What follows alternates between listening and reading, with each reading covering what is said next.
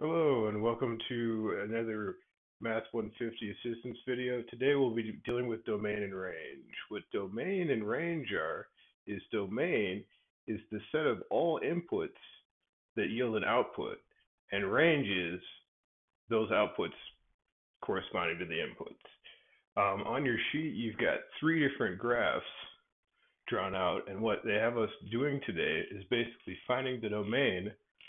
For example, on the first one, from -3 to 0. And what that's doing is the domain is all the x values from -3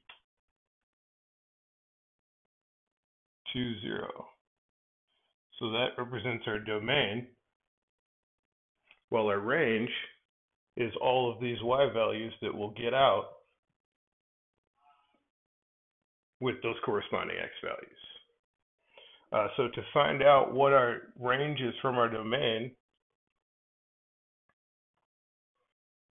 we'll put the range over here.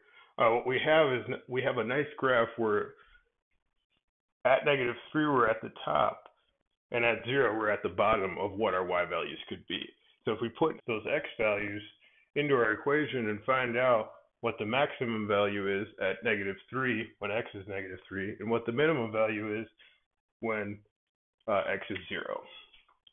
So to do that, all we have to do is put that in our equation. So we'll have -3, making sure that we take that entire -3 and square it. We don't want the negative of 3 squared.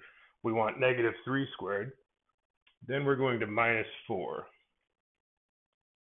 What that's going to give us is that's going to give us 9 minus 4, and that's going to give us 5. Again, when we put in 0, so we put 0 squared minus 4, we'll get 0 minus 4, which is -4, which means our range from 0 to, or -3 to 0 is -4, our lowest value, going up to 5.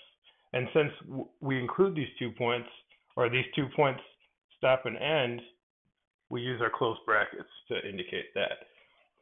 Now this asks from 0 to 3, and what this means it's from the value of 0 all the way to when x is 3. We want to find out our minimum y values, which is this time at when y is 0, or when x is 0, excuse me, and our maximum is when x is 3. So we just do the same process. We put 0 squared minus 4, and that equals 5 again, and then 3 squared minus 4 equals -4. So we would get the same range for the domain of 0 to 3.